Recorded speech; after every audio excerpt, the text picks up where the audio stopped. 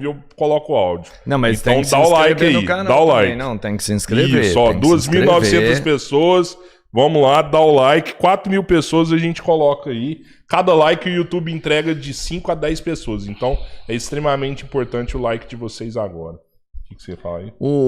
Falando esse novo passo. Tem o vídeo que do a Jones, gente... não? Me perguntando, não? Tem. A gente tá sem a TV aqui, né? A gente tá tem um na áudio? casa do biólogo, mas tem um áudio aqui do Jones. Vamos colocar, ó. Vou colocar Você pra você. Não, vamos esperar Quero os me livrar 4 desse mil. cara logo, entendeu? Só depois de 4.000 pessoas, dá o like. Já tá Isso. chegando, já tá chegando.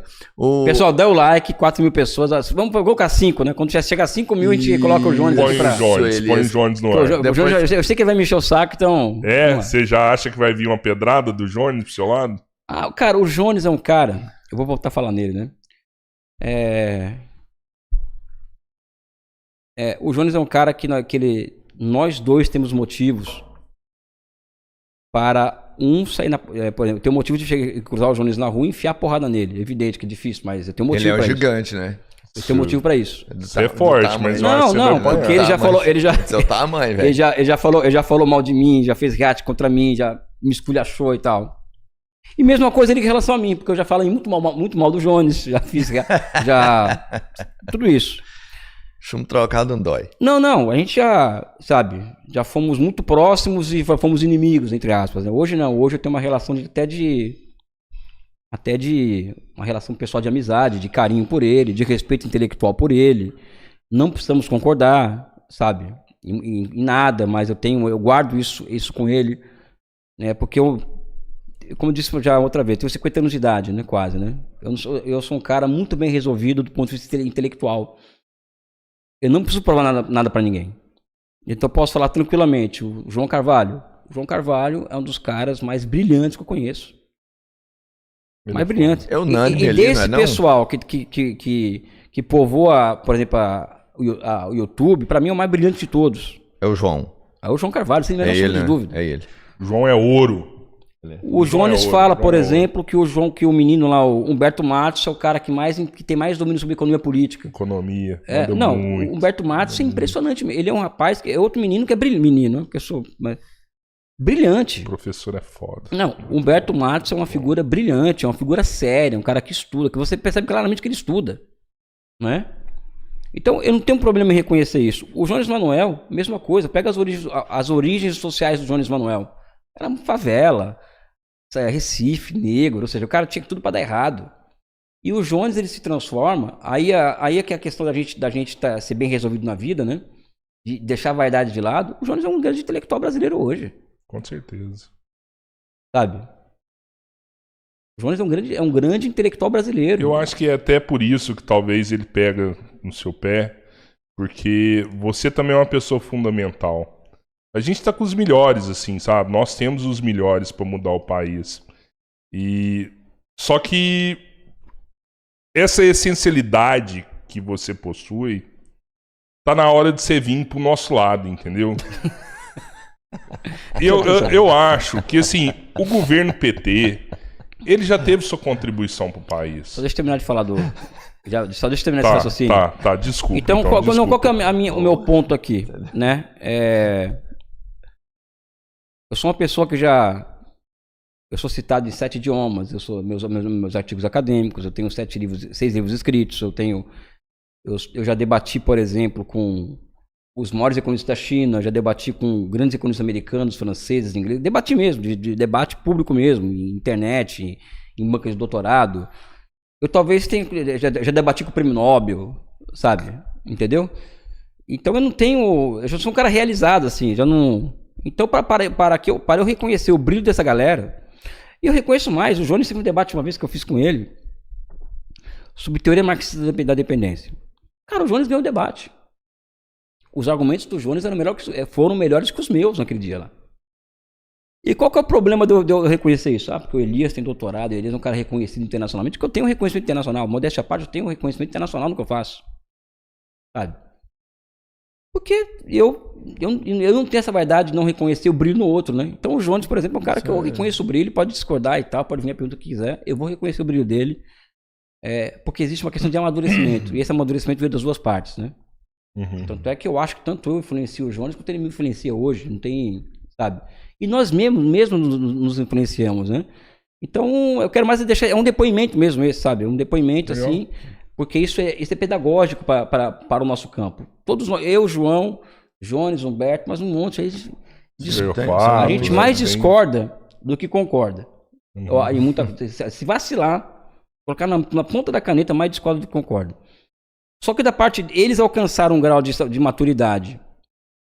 E eu, vamos dizer assim, vamos ficar na convergência e reconhecer o brilho desses. Eu reconheço o brilho deles, entendeu? Eu reconheço assim, são pessoas assim que cada um ao seu jeito, sabe? E o Jones eu falo de forma mais efusiva porque foi o que mais tive encrenca na minha vida, né? Mais problema. Esse me arrumou, já me arrumou muito problema já, né? Mas será que não tá na hora da gente colocar esses caras pra jogar? Não, mas é que tá, já estamos jogando. Eu tenho uma relação excelente com o Jones hoje. Eu converso com ele, tenho uma relação ótima com o João, com o Humberto. Não tem mais. Já superamos essa. Tem contato, mas eu volto a dizer. O PT teve uma contribuição gigantesca para nós, mas eu acredito que essas pessoas que hoje estão no poder do país já tá na hora de passar o bastão, entendeu? Já é a seleção antiga.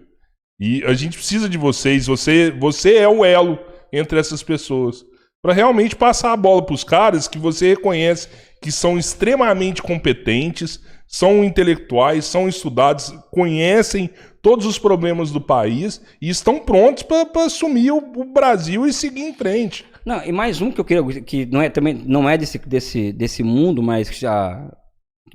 Eu tinha um programa Conexão Xangai, né, na internet, né, que foi um turning point nas redes sociais, na internet, no YouTube, foi o Conexão Xangai, que era a resposta a Manhattan Connection, né, daquele pessoal lá. Era eu, André Roncalha, Paulo Gala e Wallace Moreira. Cara, eu convivi com esses caras, ó. Paulo Gala é um economista do mercado financeiro, economista-chefe do Banco Master, é um cara genial. O Wallace Moreira hoje é o principal homem que rege as políticas industriais do Brasil, né?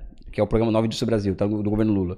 E o André Roncalha, ele, na minha opinião, é o maior economista brasileiro hoje. Então, eu sou um cara que tem muita sorte na vida de ter convivido com essas pessoas, né? Então, além desse pessoal da esquerda, vamos dizer assim, que eu cito esses que também são de esquerda, né, na minha opinião, do jeito deles, né? São figuras altamente brilhantes. O André Roncalha hoje trabalha na FMI, ele é o nosso representante na FMI. Para mim, o maior economista brasileiro vivo dele, da nossa geração, é ele, né? Paulo Gala, Nesse Falho, Wallace Moreira, enfim. E o bastão, desculpa, eu já sei qual que é a sua pergunta já, entendeu? Agora, a questão é que as coisas não são assim automáticas. Vamos passar o bastão para a próxima turma. Eu também acho isso. Vai ter que chegar esse momento em que o Lula vai ter que passar o bastão, e que essa geração que governa o Brasil hoje vai ter que passar o bastão.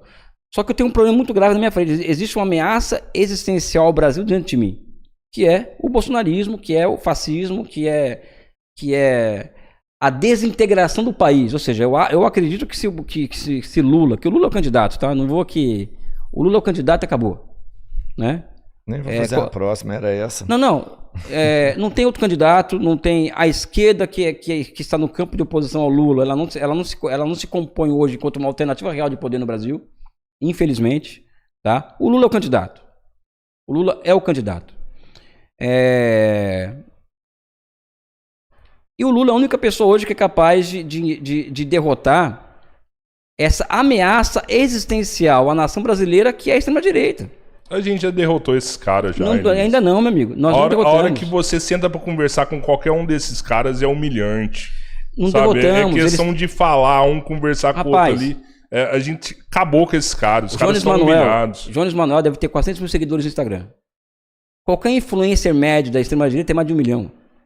Ou seja, a diferença entre nós e eles, em nível de comunicação, a gente está muito atrás deles. A penetração que esses caras têm, capaz, está na boca do povo, por exemplo. A inflação de alimentos no Brasil, durante a época do Bolsonaro, foi maior que do Lula. A inflação de alimentos. Só que está na boca do povo brasileiro hoje o quê? De que o Lula está sendo responsável pela maior inflação de alimentos da história. Por quê? Porque tem milhares de grupos de WhatsApp que esses caras controlam. São milhares de disparos dos Estados Unidos para o Brasil com esse tipo de conteúdo. A gente está muito atrás deles no quesito de comunicação. O Lula está perdendo, por exemplo, por conta evidentemente, dos limites do governo dele, mas também por problemas de enfrentar essa máquina mortífera das Big Techs. Nós estamos perdendo muito aonde? Nordeste. que é a grande base do Lula, por exemplo, Sim, o Nordeste está, sabe, estamos embicando para baixo. O Rio de Janeiro, por exemplo, a rejeição ao Lula é muito grande. E o pior de tudo é que o governo Lula tem muitas realizações. Esse governo atual aí entregou muita coisa. Quem que não está entregando isso aí? Porque não está enxergado para a gente, não. Oi? Não tem enxergado. O problema é que não para mim, eu vocês falo como uma grande população. Sabe por que ninguém enxerga? Porque as pessoas foram convencidas que elas não têm futuro. O desemprego no Brasil está baixo hoje. É evidente que existe uma boa parte do emprego brasileiro que é precário, eu concordo com isso. Mas os níveis de desemprego são muito baixos. O Brasil hoje está construindo uma política industrial poderosa, que é a nova Indústria Brasil, com todos os limites que a política do Banco Central coloca, que a política que o arcabouço fiscal coloca. Existe isso, né? Hoje o Brasil está retomando uma política séria de ciência, tecnologia e inovação, né? Ou seja, as pessoas hoje têm mais acesso a emprego do que a da época do Bolsonaro. Ou seja, é incomparável os dois governos. Não, isso aí eu é incomparável, é incomparável. Acho que tem até muito emprego e a gente não tem, às vezes, quem preenche as vagas. Sabe, né? É incomparável isso. Agora, a sensação de fracasso, a sensação de que as coisas não estão dando certo, cara, é uma questão de subjetividade, né? Ou seja, só chega notícia ruim pra gente, né? Mas eu vi também uma parada falando dos empregos aí, que teve uma mudança, tipo, na forma dessa análise. Por exemplo, se o cara recebe uma bolsa auxílio qualquer que seja, e ele não está considerado desempregado, a menos que ele procure algum emprego. Se ele estiver recebendo e estiver tranquilo, ele não está mais como desempregado, é como se ele tivesse uma renda já. Teve essa mudança? Não, eu não vou falar disso, dessa estatística eu não entendo, tá? Uhum. O que existe é que a taxa de desemprego e de emprego formal hoje, o número de empregos formais no Brasil hoje é maior que da época do Bolsonaro. Qualquer pesquisa no Google, fica muito claro o seguinte: o número de empregos formais aumentou em relação à época do Bolsonaro. Você pega, por exemplo, uma coisa que é muito clara de que as coisas melhoraram no Brasil com o Lula.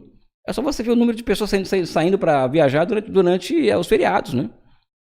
Sabe, as estradas elas lotaram, enfim, rodoviária, aeroporto, ou seja, algo que você não via no último ano do Bolsonaro, por exemplo. Sabe? Enfim, existem índices que são muito claros, que demonstram que o governo Lula é muito melhor que o do Bolsonaro. A Petrobras, por exemplo, vamos pegar uma entrega que eu acho que é importante e nacionalista. Tá? O Brasil vai retomar a sua fábrica de fertilizantes que foi destruída pelo Temer. O Brasil vai retomar. A gente vai parar de importar fertilizantes da Rússia para fazer no Brasil. Voltar a fazer no Brasil. Porque o Temer destruiu essa... Isso significa o quê? Significa que lá na frente os alimentos tendem a ficar mais serem barateados. Sim, exato. Sabe? É um bom investimento, assim. Por que eu vou te perguntar isso? Porque eu vejo, principalmente para a esquerda, mais ferrenha, que é a parte que você está, que é a que realmente briga, o agro como um meio vilão, um inimigo. É interessante, então, investir em uma coisa que vai, teoricamente, favorecer diretamente o agro? Primeiro eu acho que o debate sobre a questão agrária brasileira, na minha opinião, ainda é feito em termos muito infantis, em certa medida. Eu não acho, particularmente, que o agronegócio seja um inimigo a ser... O agronegócio que eu falo enquanto tendência de penetração do capitalismo no campo brasileiro, no campo. Ou seja, não é esse o grande problema. O problema é o quê? É esse agronegócio, é o poder político que eles têm. Tá. É um poder político que, inclusive, é antinacional, é bolsonarista, etc, etc. Eles não pagam imposto, o que é um absurdo. Não pagam imposto sobre exportação, o que é um absurdo. Ou seja, eles têm várias benesses que são, na minha opinião, plenamente injustificáveis. Até porque as vantagens do agronegócio brasileiro, elas já não são mais cambiais, não são mais por conta do subsídio, elas são estruturais. O nosso agronegócio ele é o mais potente do mundo, independente da taxa de câmbio, da taxa de juros, etc, etc. As vantagens são estruturais do nosso agronegócio. E a questão também é que eles não se propõem, o agronegócio brasileiro, a construir uma indústria nacional de ciência e tecnologia capaz do quê? Capaz de financiar pesquisa, e olha que eles lucram pra cacete. Financiar pesquisa para quê? Para enfrentar a questão dos agrotóxicos. O Brasil hoje usa, sei lá, 36 agrotóxicos, ou seja, as pessoas estão morrendo estão morrendo de câncer por conta disso. E como Eles enfrentar falam essa... que já manda pra fora, que produz aqui, ué, tá matando é o lá de fora, né? Não. É uma outra polêmica, ou seja, o agronegócio também produz para o mercado interno, tá? Mas produz alimento envenenado, ou seja, por conta dessa quantidade de agrotóxico que se usa. E como que você... mas se você não usar agrotóxico... Não produz. Não produz. Pesquisa, meu amigo. Pesquisa. Então, eu acredito que você tem no Brasil hoje a possibilidade, que é o modelo do MST, né? Que é o modelo daquela pequena propriedade com alta composição orgânica do capital, com máquina, equipamento, orientado ao mercado interno. O modelo que eu chamo de modelo MST, né? Eu acho que ele é fundamental para o Brasil hoje. É um pequeno produtor, às vezes aglomerado, tipo uma cooperativa, isso, exatamente. O outro.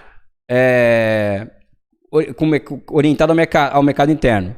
Porque também, qual é a importância do modelo MST, na minha opinião? Ele não é, na minha opinião, tão e somente contraponto à grande produção capitalista orientada para a exportação. Ele é algo ultra necessário para o quê? Para enfrentar o verdadeiro problema que existe hoje na agricultura brasileira, que é o sistema de preços. As pessoas não compram comida porque o agronegócio não produz para o mercado interno. As pessoas não compram comida porque não tem dinheiro. Por quê? Porque nós temos, primeiro, um sistema de preços na agricultura, o sistema de preços na agricultura brasileira altamente... deixa eu elaborar aqui. Existem oligopsônios e monopsônios na agricultura brasileira, que são o quê? Que é o oligopólio ao contrário, que é o oligopólio da oferta de alimentos. Esses traders, eles estão para ser oferta de alimentos e jogam para o mercado ao seu bel prazer, de forma que os alimentos mantenham um preço alto e as suas taxas de lucro se mantenham também altas desse pessoal. Isso explica muito a inflação brasileira, tá? As pessoas estão passando fome no Brasil porque não tem dinheiro para comprar comida. Então o modelo MST, inclusive, ele é fundamental para que o Brasil alcance segurança alimentar. É fundamental. É contraditório com uma agricultura Não é, na minha opinião, não é. Não é contraditório. Agora, esse agronegócio que está posto aí, do jeito que ele está colocado, não serve. Não paga imposto. Não quer investir em pesquisa e desenvolvimento para enfrentar a questão do envenenamento. Ele desmata. Ele desmata. Por quê? Porque como o Brasil tem uma taxa de juros maior do que o lucro empresarial, a tendência é que a terra se transforme em um ativo financeiro. Então, você desmatar na fronteira agrícola com a Amazônia faz com que aquela terra se valorize muito. Eu viro um negócio isso daí. Uhum. Não é? Aí coloca lá meia dúzia de boi ali e tal, até, sabe? Então, o agronegócio tem que ser repensado. Na minha opinião, você vilanizar algum negócio não vai resolver nosso problema. Você colocar eles como inimigo a ser batido e morto, né? Não resolve nosso problema. Agora, a discussão que tem que ser feita é sobre o poder político que eles têm. E tem outra. Você enfrenta o poder político do agronegócio de uma maneira, industrializando o Brasil. A forma de você contrabalancear o poder do agronegócio é surgir uma indústria de transformação poderosa no Brasil. Eu vi você falando isso na China, 200 milhões de pessoas da China, da área rural, para a indústria. Exatamente. O Brasil precisa se reindustrializar, até para contrapor esse poder do agronegócio. Mas eu fico em relação à questão agrária brasileira com o modelo MST. Eu acho que esse modelo é interessantíssimo de ser adotado em ampla escala no Brasil, né? Lá na China, como que eles fizeram a reforma agrária lá? Como foi o processo? Primeiro foi expulsão dos latifundiários. Expulsão. Foi para a Revolução de 49 foi uma revolução anti-latifundiária também. Uhum. Né? Então eles fizeram uma primeira reforma agrária em 52, quer dizer, né? Que é o primeiro plano quinquenal, em que se distribui terra mesmo para as pessoas, para os camponeses. E depois eles fazem uma segunda reforma agrária em 78, que é a entrega da concessão da terra para os camponeses e o direito deles comercializarem o excedente, ou seja, até certo ponto eu plantava e entregar para o Estado para abastecer a cidade. Uhum. Passou disso, você pode vender no mercado Vender para outro. e até enriquecer, inclusive, né? Essa é uma segunda reforma agrária chinesa, né? Sim. Então, existem reformas agrárias sucessivas na China desde 49 até hoje, né? Aqui no Brasil, pelo menos o tio João falou pra gente que dá pra fazer uma reforma agrária sem tirar nenhum pasto de ninguém, assim, sabe? Tem terra suficiente pra isso. Dá pra ser... Então alguns falam até fazer uma reforma agrária com terras da União também. Não, o que existe é o seguinte, o Brasil pode triplicar a produção de alimentos sem derrubar uma única árvore. Isso é um fato. Agora, a reforma agrária em si, a gente tem que pensar com mais sofisticação isso, por quê? Porque se o Estado entra no mercado de terras, o que acontece com o preço da terra? Esse é um problema muito sério. Um problema financeiro, uma reforma agrária, né? Nos termos que as pessoas colocam. Eu particularmente acho que uma reforma agrária que nós temos que pensar é uma reforma agrária que induz as pessoas a plantarem aonde? Nas periferias das grandes cidades. Próximo ao centro. Legal. Sabe? Aí já abastece o mercado interno ali. Entre outras coisas. O tempo livre da pessoa, ou seja, é uma renda a mais para aquela pessoa, né? Sim, essa é uma reforma agrária urbana que nós temos que pensar em executá-la no Brasil. E mais do que isso, você entra numa favela do Rio de Janeiro, por exemplo, você vê a pessoa querendo porco, galinha, uma série de cultivos ali dentro de favela, você vê isso. Então acho que passa também por oficializar esse tipo de cultura, por exemplo, sabe? Então discutir reforma agrária daria um outro episódio, tá? Mas discutir menos em termos infantis e mais em termos discutir isso como adulto, né? Ó, vou pôr o áudio do Jones aqui, pode ser? Vai pôr? Não escutei, mas